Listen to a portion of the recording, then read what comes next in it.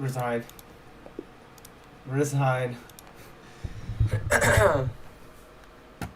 All right. It is November 19th, 2024, and thank you everybody for joining today's live stream. Whoa. We, during the London session and Asian session today, took out the weekly objective. So if you guys recall, or if you guys watched my weekly market outlook video, you guys might have noticed that I said that the weekly draw was previous week's low and its daily fair value gap. However, NQ did not. So let me show you guys. So NQ, I am anticipating sorry, not Monday. One thing, my weekly objective would be previous week's low. If we do take out previous week's low, I would switch over to the daily time frame for a higher time frame bias. So my weekly objective on NQ was for us to take out previous week's low, and we ended up taking it on NQ and ES. So ES, so I noted out the weekly opening order block here. There's the last down close candle right here on the weekly time frame. Right there, the opening price of that candle is this blue line right there. That says weekly opening, weekly order block opening price. And prices dips right into it, and then now is getting some sort of retracement. So my weekly objective on both NQ and ES has been accomplished, right? So now what do? I would wait for more structure, right? Will prices get a rebalance of this daily fair value gap? I mean, we've already completed the weekly time frame, or the weekly order block. I'm sorry, not weekly order block, the weekly objective. So there's really no need for us to, really rush into anything, because like I said, the weekly objective has already been completed. So now you would want to wait for more price structure. Like here this morning, I want to see how we close here on this 4-hour candle and this 8-hour candle for my morning objective. Will we just sweep the previous week's low and previous day low as liquidity to continue higher? If that does seem to be the case, and we do end up disrespecting these 30-minute fair value gaps here, then I would look for, a long scenario. But yeah, right now I would be pretty bullish, or not. Yeah, pretty bullish. I want to see how we close here on this 4-hour candle and this, and the 8-hour candle first before I really select a side. But as of right now, I would wait for more time to pass by, right?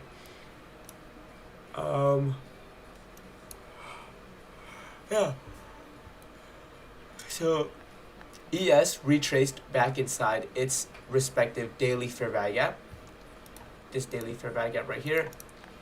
And NQ did not. So there's SMT here at the highs. This high right here. And this high shouldn't be taken, honestly, if we are going to stay bearish, right? The SMT highs should be a firm and strong point. It should not be disrespected. And yeah, that's gonna be pretty much all for my breakdown as of right now. The reason why I was able to call this out, the weekly low, as my objective, is just based on how we close here on this weekly candle, right? This very next weekly candle, what can I anticipate? What's the bare minimum that I can anticipate for it to do? I'm anticipating it for it to take out previous week's low. After we take out previous week's low, I care not what we do. Are we going to continue lower? Will we continue higher?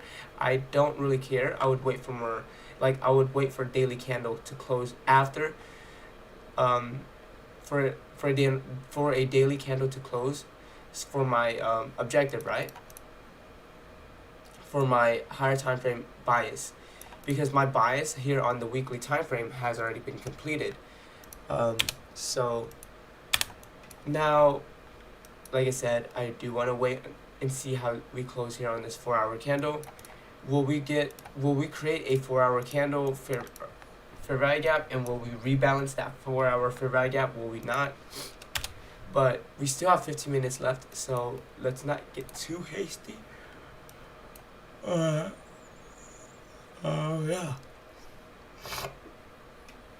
Here we are. So like I said, Asia's highs should stay intact if we're bearish. If we do end up taking out Asia's highs, then that's gonna be, you know, a market structure shift, or this would be a market structure shift on NQ at least. This swing high right here would be considered a market structure shift if we end up taking it. That would be a market structure shift. But yeah, on ES we completed our objectives as well. We took out previous week's low, and we also retraced back into the weekly order blocks opening price. So let's see. If we take out previous week's low, next objective on ES would be the weekly time frame order blocks opening price, which is that blue line, like I said before. So now, I mean, we could trade back inside this range. Who knows? I cannot. I just want to wait for a candle closure, to be honest, for more price or for more information. But right now, no bias. So prices actually failed to retrace back into discount here. So I actually do want to see prices trade back into the equilibrium of this dealing range here. That would be a target of mine, actually,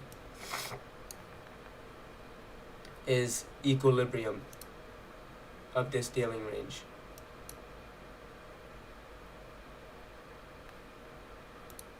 About 15 more minutes left. While we wait for that, let's go into the positives and the negatives of last week. So last week I did not take a single trade last week, and the reason being is because I stuck to my trading plan and model, right? If there's no model that presents itself, even if the direction of the market is clear, like I said, to this week I wanted to see lower prices. But does that mean I'm just simply going to just sell? No, because there's no model. I require a model for me to take anything. And in this case, like I said, there was no model that presented itself that I was comfortable with taking, that I was confident in. But the draw of liquidity, the direction of the markets was clear, at least for the first half of this week, was that I wanted to see previous week's low get taken. But yeah, so just being patient and being disciplined to your rules. That means, you know, staying away from the markets when you're not presented with a model, and taking a model when it does present itself. Just trusting in the process and continuing to practice the habits of a profitable trader, which is being, like I said, being patient, being disciplined, and carrying out your rules. Second positive, to require a higher time frame objective for the trades, right? In this case, like today, this morning, the higher time frame objective here, if I'm going to take a long, would be to retrace back inside the premium of this daily range from this swing high to this swing low. There's a dealing range, right? There's premium in this discount. Technically, right now, we are trading in discount, so that means we can't go for longs. But after we trade back into premium, then that's like the higher time frame objective being completed. What's another higher time frame is to rebalance prices, right? Rebalance inefficiencies. So on this 4-hour candle right now, if we close on this 4-hour candle, we will create a 4-hour fair value gap. And the way we are closing here, because we're closing above the second fair value gap's candle's low here, that means that this fair value gap that we create could be treated as a gap that gets rebalanced, meaning it could be retraced back into, because we closed above this black line right here. Let me make it thicker so you guys can see what I'm denoting. Let's change it to black to orange. So because we're closing above this orange line on the third candle, that means I could treat that fair value gap as a balance, or as a gap that could be rebalanced. Let's see. So there's the EQ model, there's the rebalance model, and there's the expansion model. So the hourly candle is suggesting higher prices, right? If you guys just simply look at it as a candle. But what does the 4-hour candle's high is? Where's the 4-hour candle's high? Right here. So that means prices is suggesting us on the hourly time frame that we could end up taking out hourly high, and even on the 4-hour time frame as well, that we could end up taking out 4-hour high. So that means after we complete the hourly objective, there's reason for us to continue even higher than that. That would be considered an expansion model. And third positive is just checking out for SMT. Like today, there's no SMTs here at the lows actually. Let me see. Yeah, there's no SMTs there at the lows. But just making sure that there's no SMTs at the target objective that you have. And I'll get more into that whenever I do get into the trade, just so you guys can see what I'm talking about. And the negative is I need to be, solely focused on whatever task is in front of me, right? So right now, my focus should be all directed towards trading, right? And really, really honing into watching the markets for how it is. I shouldn't be doing anything else besides looking at the markets. So being extremely focused on the task at hand. Some of the improvements here for next week, or I guess this week, would be to be patient, continue to practice patience and discipline. Allow the markets to come to you. You do not dictate where prices go. You do not dictate if it goes up higher or lower. You're simply just an observer that is waiting for his opportunity to take a little piece of the market.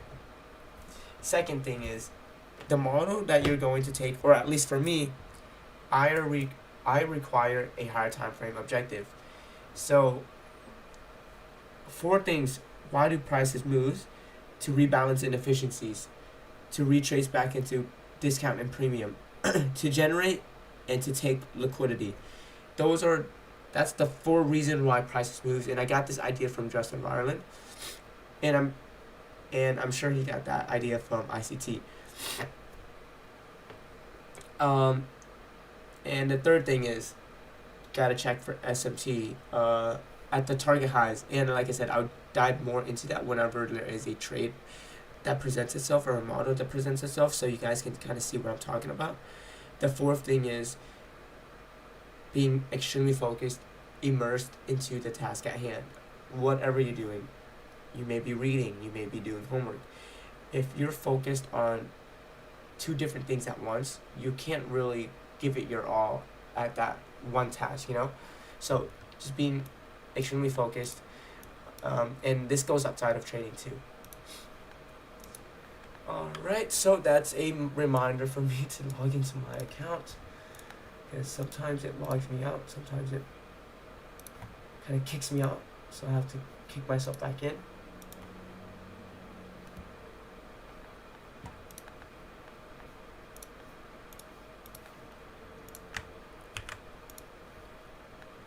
is that?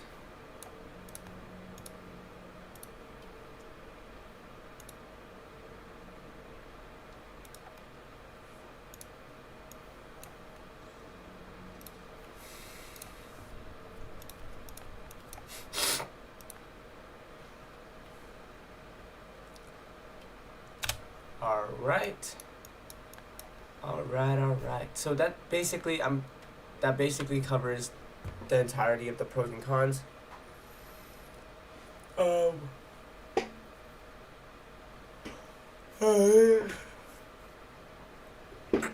really isn't anything else for me to go over, besides the fact that, like I said, we completed the weekly objective, right? After we complete a higher time frame objective, ICT states that it is best for you to just wait on the sidelines and allow more time to pass by so there could be more price structure. I'm doing that very exact thing right here, but I'm just doing it on the lower time frames. So even though, because we completed the weekly objective, there's other time frames in a day, right? There's a 12-hour time frame, there's an 8-hour time frame, there's an hourly time frame, there's a 15-minute time frame, heck, there's even a 1-minute time frame. There's objectives on every single time frame, and once you're able to piece everything together, once you're able to align the lower time frame models with the higher time frame order flow, that's when you can really catch those large moves. But sometimes you just have to scalp and get like a small move. Even in consolidational markets, if you're in consolidation and let's say it's really hard to determine a daily bias. If you can go into like the hourly time frame or the 15-minute time frame, you can find objectives on there that's a little bit more clear, and that it just provides a little bit more clarity compared to whatever the daily time frame is doing. But you have to understand that you can't expect a large move using a 15-minute model. You have to understand the present objective, right? If the present objective is simply to take out that 15-minute high, then that's the objective. You can't force anything else onto the markets besides that. Alright, we have 4 minutes left till this 10 o'clock opening. Let me see if we have any economic news, however. So Tuesday, no red folder news, pretty much chilling. Like I said, I do want to see us rebalance this 4-hour fair value gap that it looks like we are going to create here. And I went over why it looks like it should be rebalanced. But sometimes, it might not be. But as of right now, I do want to see it get rebalanced. What else? I do want to see us retrace back into premium of this dealing range from this swing high to this swing low. I do want to see us retrace back into premium. And yeah, pretty much it. Hourly time frame is suggesting higher prices. Hourly time frame is suggesting that we could end up taking out this hourly high. 30-minute and 15-minute time frame tells a different story though. It doesn't appear that right now, if we close on this 15-minute candle, how confident am I that we're going to take out this 15-minute high, this 15-minute candle's high? Not that confident. Unless we get like displacement or like just a fair value gap higher in the next like 2 minutes, I'm not gonna take anything. Really, there really isn't a reason for me to force anything right now. But yeah. So I do want to show you guys. There was this model here. So in this case, this is the 15-minute time frame, right? Notice how this 4-hour candle closed. We have a kind of basically a bearish 4-hour candle close, and we have yet to take out previous day low or previous week's low, right? based on this 15-minute candle, what can I anticipate with this 15-minute candle? Can we anticipate for this 15-minute candle's low to be taken, or can we anticipate for this previous 15-minute candle's high to be taken? Well, if you answered previous candle's low, you got that correct. Well, on the lower time frames, you would want to find an entry pattern to target the 15-minute low. So here, on right at 8:45, prices opens up, and we spike into this 1-minute fair value gap right here. And notice how the 15-minute low right here hasn't been taken yet. So if you're going to take a model on the 15-minute time frame, this could be a short scalp. But notice how, like I said, the weekly low here is the objective, is the higher time frame objective, right? So this 15-minute model right now is in alignment with the 4-hour candle. So notice how the 4-hour candle I told you guys was already suggesting bearish price action. This candle right here. So we can anticipate for that 4-hour low to be taken, right? So let's go back to here. So I can anticipate for this candle's low to be taken, for this low right here. So we open up at 8:45. Sorry about that, that's the alarm for. We open up at 8:45, and bam, we waked up into a 1-minute fair value gap. We take out the 4-hour low right here. This is the 15-minute low, and notice we took out previous week's low as well. That's a model, but this presented itself at 8:45, which I was asleep. So yeah, very interesting. But here's the 10 o'clock open. So notice how, like I said, so the 15-minute candle, if we do end up creating that bullish 15-minute candle, then I'll take a model targeting the hourly high and targeting a rebalance of this 4-hour fair value gap, targeting a retracement of, or targeting a retracement into premium.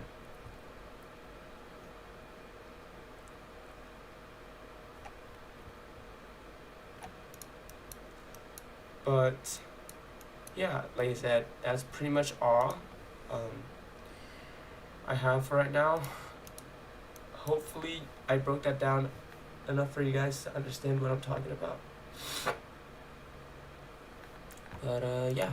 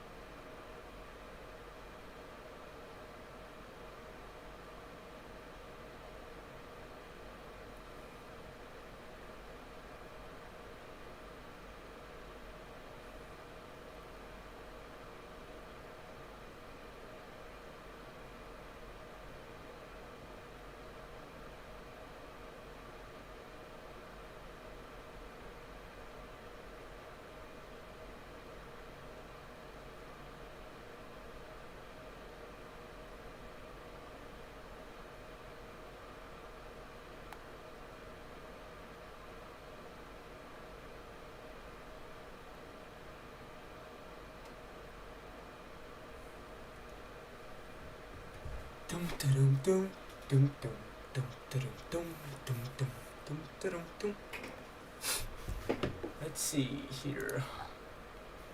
On the 5-minute time frame, if we do end up getting a bearish closure on the 15-minute time frame, we could end up retracing back into this 15-minute or this 5-minute dealing range's equilibrium or discount level, actually. But that's if we can create a bearish candle closure on the 15-minute time frame to even, for me to even consider that. Let's just stay on the 15-minute time frame right now, and yeah, just wait for a candle closure.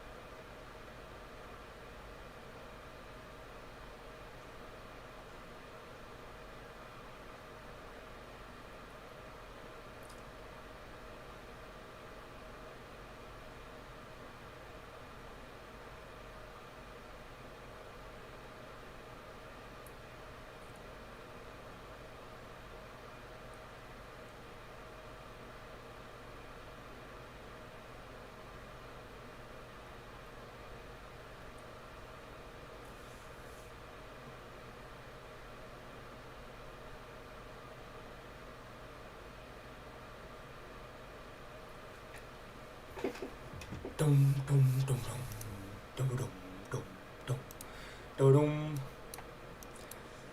Alright. 15-minute candles closing in 5 minutes here. I do want to go over the EQ model here with you guys. What exactly is the equilibrium model? The equilibrium model is essentially when you're targeting the premium or discount of a dealing range, right? So if you are longing a setup, you're going to target the premium level. So that means if you're looking for higher prices, you're only going to look for higher prices once we get into like the premium of this dealing range right here. So once we get into this blue shaded, this little blue line right here, that would stop us from continuing, or not stop us from continuing any higher, but that would be basically what we're targeting, is that blue line. And vice versa. If we're shorting, we want to find a short setup or a short model to target the dealing range, the discount of a dealing range. So understand that dealing ranges are fractal. They occur on every single time frame, and choose the most apparent swing high or low to create your dealing range. So there's a dealing range on the 1 hour time frame. There's a dealing range on the 4 hour time frame, from this swing high to this swing low. There's a dealing range on the daily time frame as well. So I actually was looking at this dealing range yesterday, and notice how we are in a discount right now. There's dealing ranges on every single time frame, and understand that. And when taking a EQ model and equilibrium model, you're not looking for a massive move in that certain direction. You want to take off, or consider to take off, 3/4 or 2/3 of your positions at the EQ target. So basically, after we retrace back into premium and you're longing, you want to take off 2/3 of your positions at the premium level. If we're shorting, vice versa, you want to take off 2/3 at the discount level. And some examples of equilibrium models are here. So this is a hourly / 4 hour dealing range. From this swing low to this swing high, there's a dealing range. And notice how this hourly candle is already suggesting lower prices, right? What's the higher time frame suggesting? Why should we continue even lower after taking out this 1 hour low right here? Well, it's for us to retrace back into discount, right? We haven't retraced back into discount yet. So, you find your model, you find your entry, bam. Another example. From this swing low to this swing high. So this is another hourly dealing range. In this picture here, it shows that we already retraced back into the discount, but 15-minute time frame. So there is that 0.5. 0.5 is basically equilibrium, half of the dealing range, and we have yet to take out the half of this dealing range. My tongue. And so this 15-minute candle, right, is suggesting lower prices already. So now, what is the higher time frame relative to that, suggesting why should we continue even lower after taking out that 15-minute low? Well, it's to retrace back into discount. Another example, 15-minute model. This 30-minute and hourly model is already suggesting lower prices. This is a 15-minute dealing range. After we take out this 15-minute low, why should we continue lower? To retrace back into discount.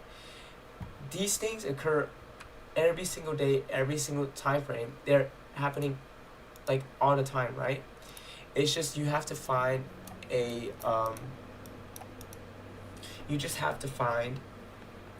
entry pattern that allows you to take it. So here, like today, if I'm going to take a long right now, I would require a fair value gap to be formed, right? Some sort of indicator that there's strength in the markets, right? But there's no fair value gaps.